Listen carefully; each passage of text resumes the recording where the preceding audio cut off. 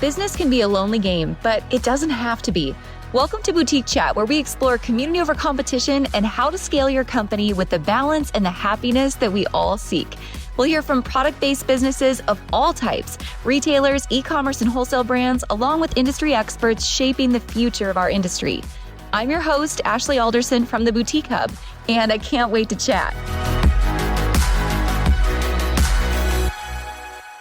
Hey guys, welcome back to the podcast. I am excited about this. You're going to have an opportunity to really take some notes today because I know this conversation is going to be a really valuable one. Kari, I'm so glad you're here. It's always good to see you. Last time I saw you, we were both randomly walking in a mall in Las Vegas. Yes, that was so rare. I saw your pink coat. I'm like, that's Ashley. So random. We both were there for the NFR, and I think Hadley was with me at that time when we were shopping, right? Yep. Yeah, so good. Well, it's been a pleasure to just get to see your journey unfold and to get to learn about your business a little bit deeper through the hub over the last couple of years. So I'm excited to share some of your experience with others today. So let's get started here. Tell me about where you're from and about your business and how you got started. Okay. I am from a small town in Northeast Nebraska. Our business is in Wayne. We like to say Wayne, America instead of Wayne, Nebraska. So it's Wayne, America. I got started in 2017 is when we opened our brick and mortar, and it's kind of a funny story. I went to school for fashion merchandising and marketing at the university in Lincoln. I've always loved fashion, helping people, anything clothes. I worked at boutiques in college was where I kind of fell in love with it. And then I knew I wanted to move back home. So I went to hair school. So I did hair for 3 years, and the ladies at the hair salon always knew I loved boutiques. And one day I was shopping with my dad at a boutique, and we were talking to the owner about owning a boutique and what that looks like and how she started. And we left, and I get a phone call from my salon owner saying that the space next door had opened up and she thought I should open a boutique. And the rest is history. I kind of just ran with it. About a couple months later, we were doing renovations. So we started in 2017, haven't looked back. We started with a brick and mortar. I did hair 3 days a week, worked in the store the other days. I was pregnant with our first son. It was a grind, but I loved every second of it. And so, about a year later, my sister and I, we were doing Facebook a lot. That was when I would do Facebook selfies, and we started a Facebook group when Facebook was not so crazy with the algorithm, and people were asking, hey, can you ship this to me? And we would walk packages down to the post office every day. And so then my sister helped me. We moved from Square to Shopify. And we set up an online store about a year after we opened our brick and mortar. Amazing. And so that's when our online business started, was in 2018. So awesome. Yeah, and it's grown ever since. So let's dissect that a little bit. I love that you had the brick and mortar first, and then you went online and Square to Shopify. You hear that frequently, that move is made in that journey. You've done a really great job, as I've watched your growth, really knowing and nailing your customers. You know exactly who they are. You have very unique style.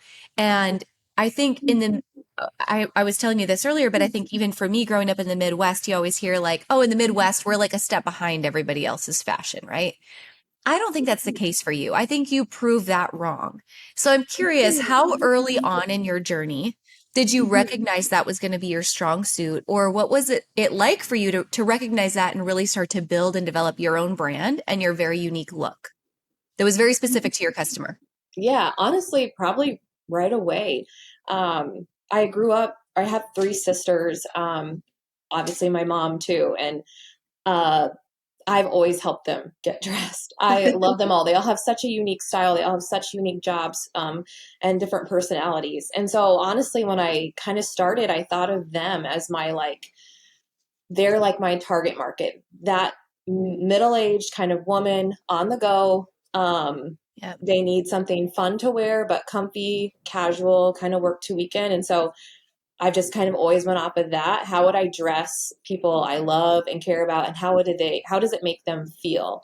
And so yeah, just kind of going with that ever since the beginning, sticking true to my style too, and helping people feel confident that they can think outside the box, but still be comfortable and confident while doing so. Yeah. Today, when you look at your business, how much of your business is online versus in store? It's about 50-50, honestly. With the online store, depending on the month, doing a little bit more. Okay. We have a great community here in Wayne. Our customers are so awesome. They travel from all over to come visit us, and I'm really proud of that. I One of my joy spots is merchandising, and so we work really hard on our storefront weekly. Our team does a great job, and so it's really fun that we get to use that a lot. Yeah. So I want to dig into that because I think, again, going back to what you just talked about with nailing your customer and knowing your demographic, paired with your merchandising. And the merchandising isn't just in your store, but your photographs as well. You're very specific about that look and that feel. How did you put those two things together to really build that solid brand that I'm assuming is what helped you really build the online store to match the inline or the in-store sales? Yeah, I just kind of, in the beginning, you find people or websites that you really like, and then we made it our own. So we're pretty, I guess I am, and it trickles down to our team. They're just awesome. Pretty, like, I want to say, anal a little bit about what things have to look like before they hit the floor or before they go on the website. So it matches who we are as a brand, the styling, the merchandising on the floor, putting outfits together. It all is kind of cohesive and goes together. So it looks like us and something we want our customers to look great into. Let's dissect that process a little bit. Do you have, I'm assuming like, again, you're anal about the process. What does it look like for your inventory flow from receiving inventory to getting it into a photo shoot to launching it in the store to launching it in line or online? What does the process look like for you? I have to kind of attribute this one to you, Ashley. I used to hold on to my inventory a little bit longer and have smaller drops. And I don't even remember what year it was, but I've been a follower of the Boutique Hub for years. I think I started in 2018, maybe. I listened to a podcast that you said your inventory is like brown bananas. I don't know if you remember this, but when you have it sit too long. And so I remember listening to that and coming to work the next day and telling the girls, we've got brown bananas here and we got to get it out. And so we started making our collections bigger. We've always had, I love to kind of service all types of styles and personalities. So we have a wide range of inventory for different things. And I've always bought like that.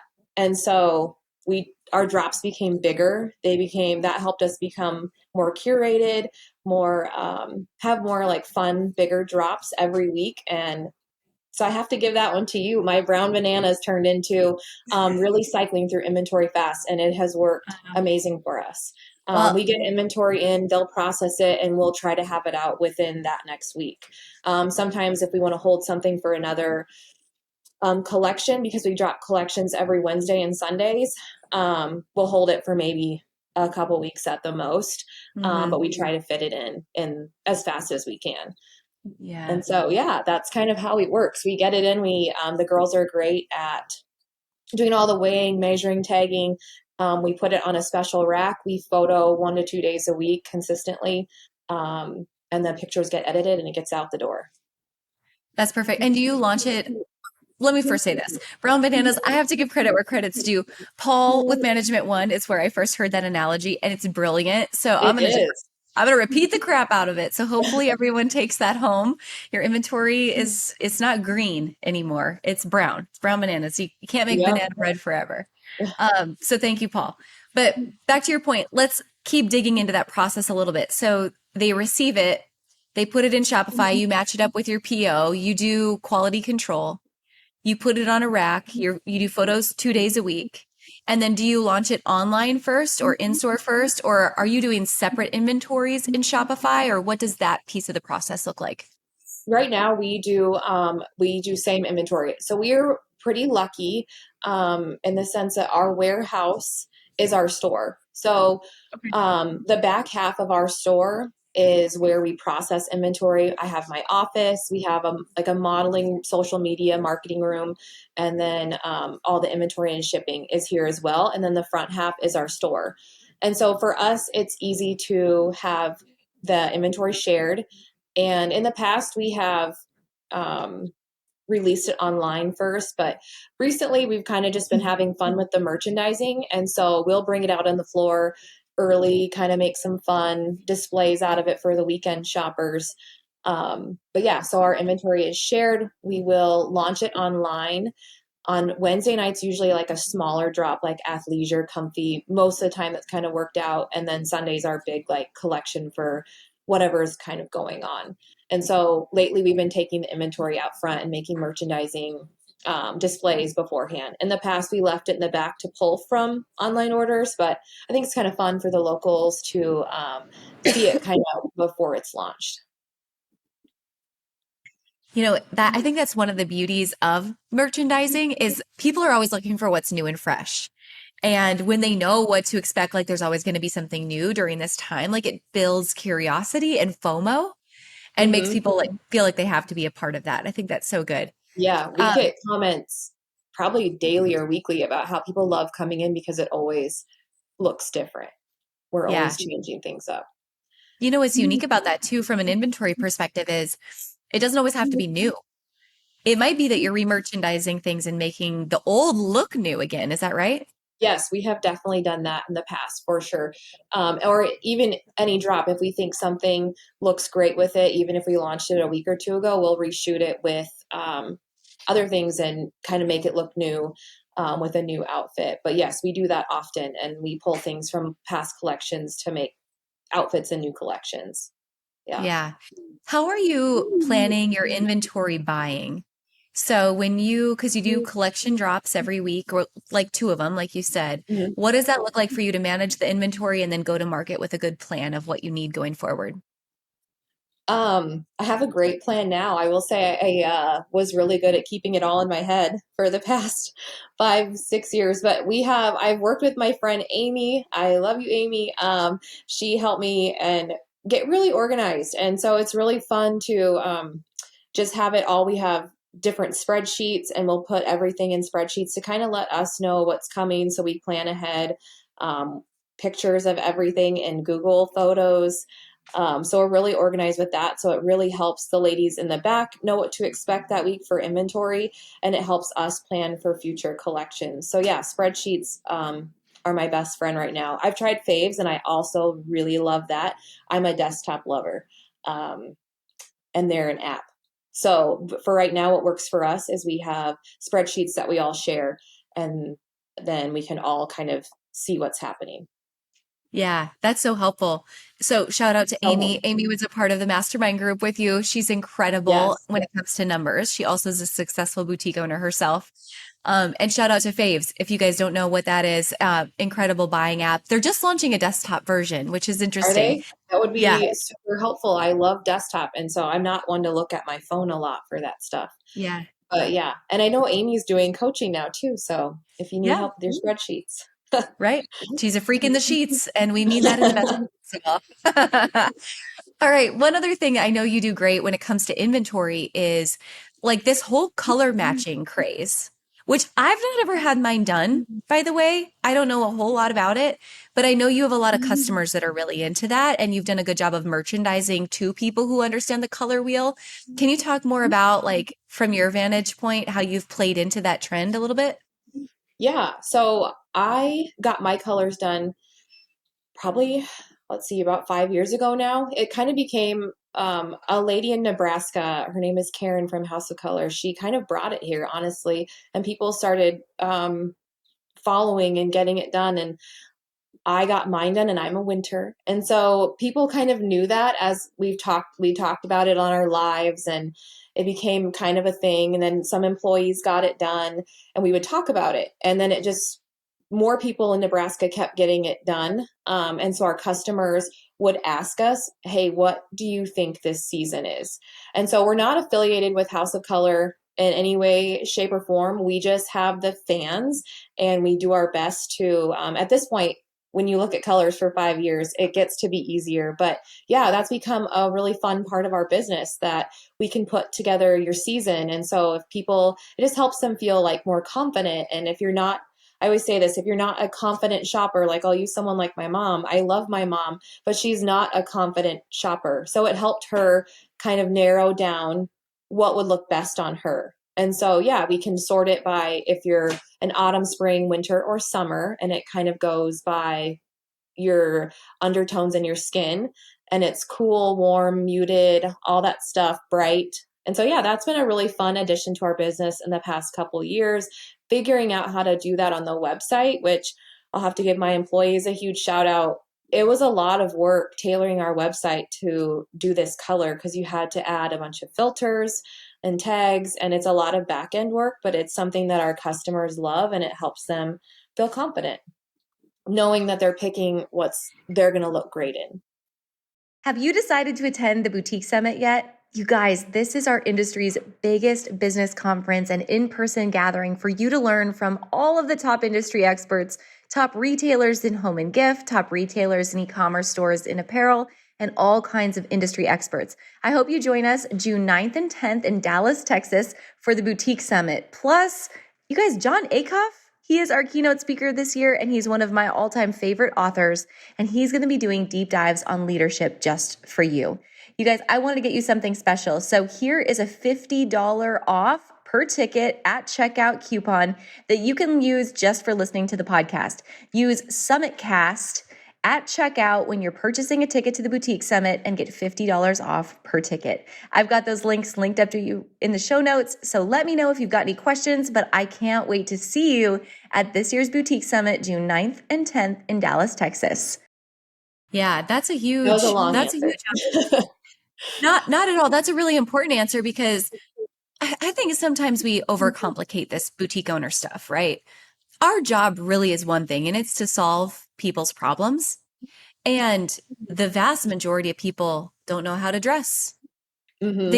It's overwhelming to them. Or, if you sell home decor, like me, I don't know how to decorate my house. I'm not very good at that. Like, I would want somebody else to help me with that. I just want to take a bite out of your office. I want you to come and actually decorate my house and my office. Look at that background.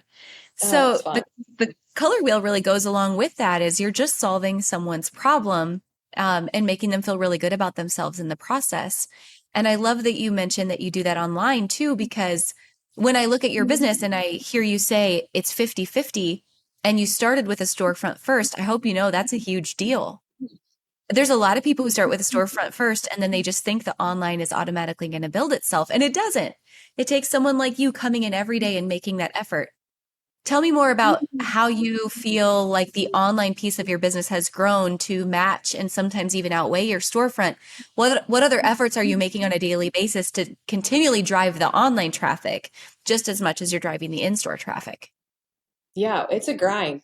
We do not run any Facebook ads. We dabble in them here and there, but you just have to be consistent and show up daily, which I am blessed with, again, a great team that helps me with this.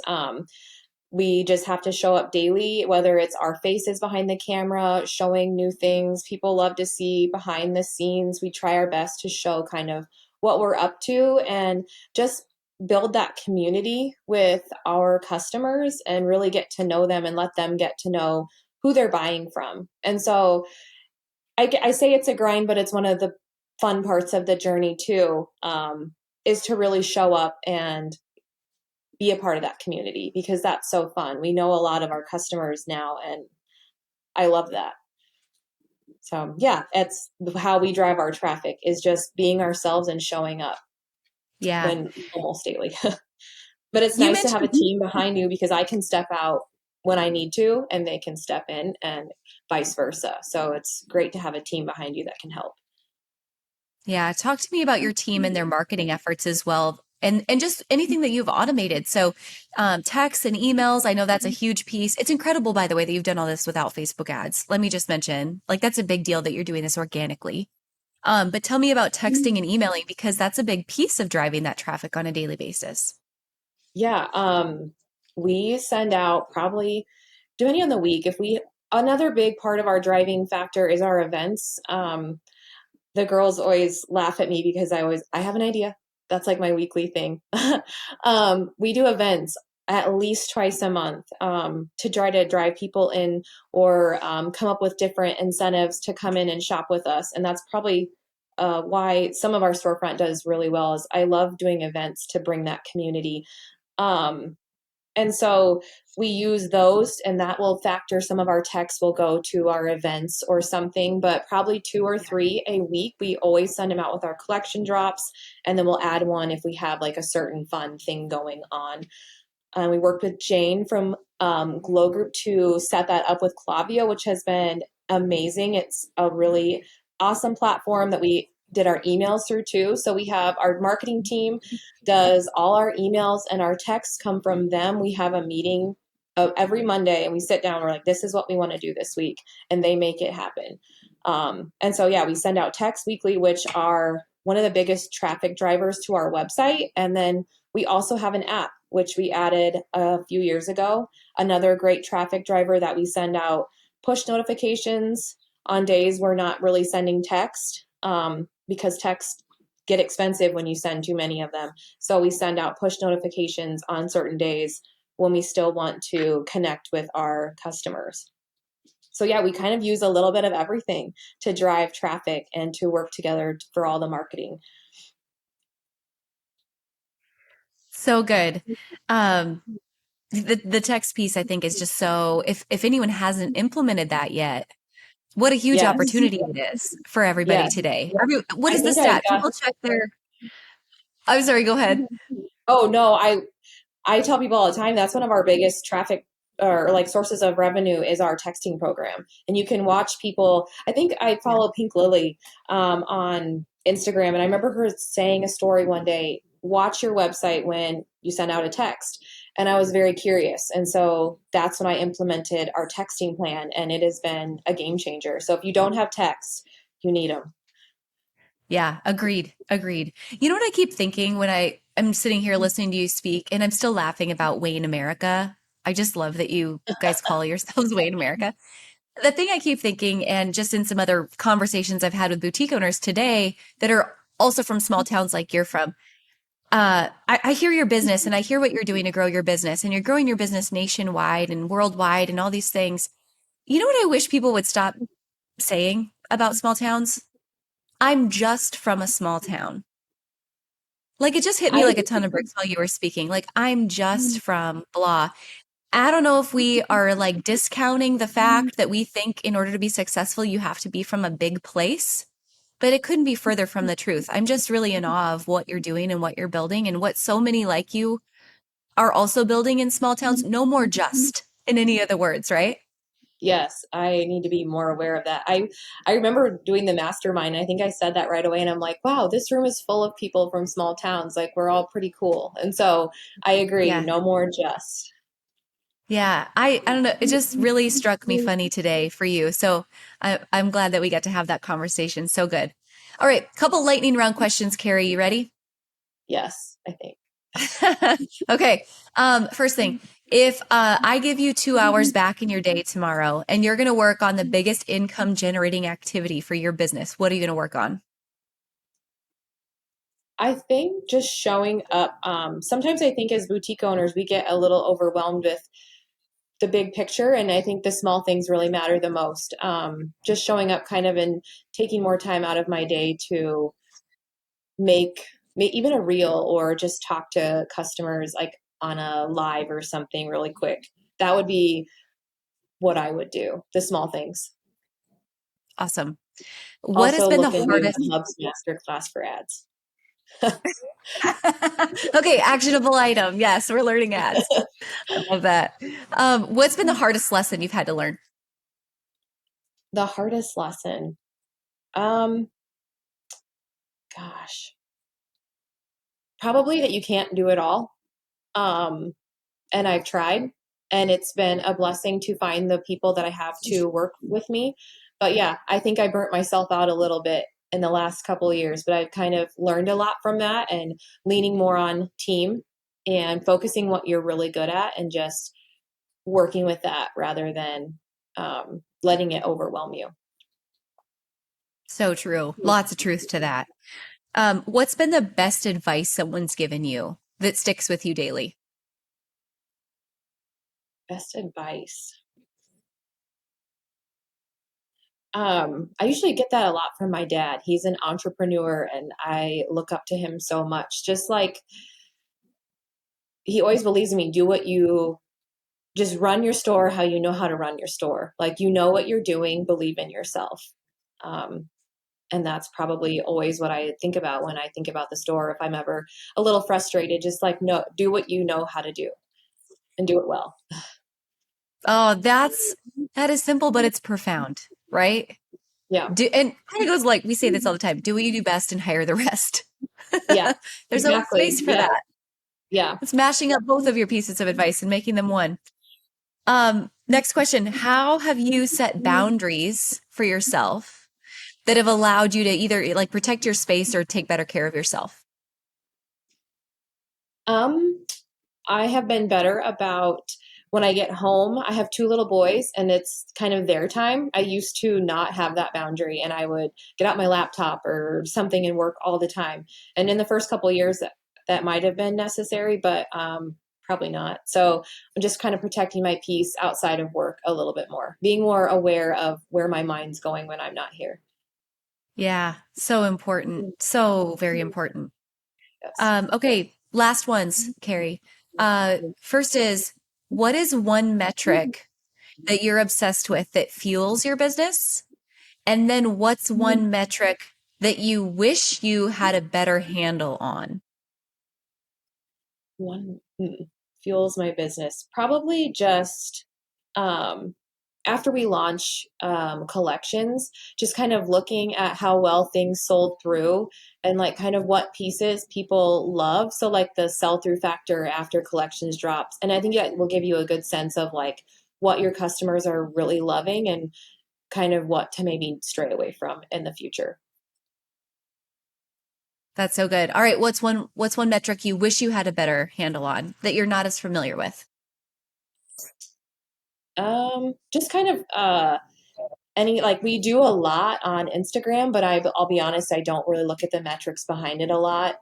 We just kind of do like whatever you think, like whatever you're loving at the time. And I probably need to be better about like look at what's working and what's not. And we kind of do that every once in a while, but like we're pretty like whatever we're feeling that day, let's do it. So I'll Perfect. be honest, I don't look at that a whole lot. That's all right. All right. This has been so good. Man, Carrie, thanks for all the knowledge drops today. Hopefully, there's lots of inspiration and some new ideas for everybody who's listening. I've got one last question for you. And it's the ultimate question, right? Like we know we're in this business for a bigger purpose than just selling clothes and selling gifts, right? So you've got these little boys and it's fast forward 20, 30 years down the road and you're sitting on the front porch with your family and you're looking back at this life that you've lived, the journey you've been on, the business you've built. What's the thing that you want your friends and family to remember the most about you and about the way that you lived throughout this journey? Um, just so that I guess I had fun with it. And just have a lot of faith. Like I feel like I've been sharing a lot my journey with my faith through this whole thing, and that God can do big things in your life, but you just have to like believe in yourself and follow through in it. And so that like just believing in myself, having the courage to think outside the box and really go for it. So good, so important. I love that. Carrie, thanks so much for being with us today and just for being a part of the hub and being a light in all that you do. It's been such a pleasure to get to know you and to get to watch your journey unfold. And I can't wait to share this with everybody. Awesome. Thank you so much, Ashley. I had fun. Thanks for listening, guys. I hope you took away all kinds of nuggets and new ideas from this week's episode. Don't forget to subscribe and leave a rating and review. We love to hear your feedback and give you a chance to be featured on the show each and every week. For more information on our spirit of community over competition and to access guest downloads and bonuses and all the resources we talked about on the show, head on over to theboutiquehub.com and join the community. We'll see you next week.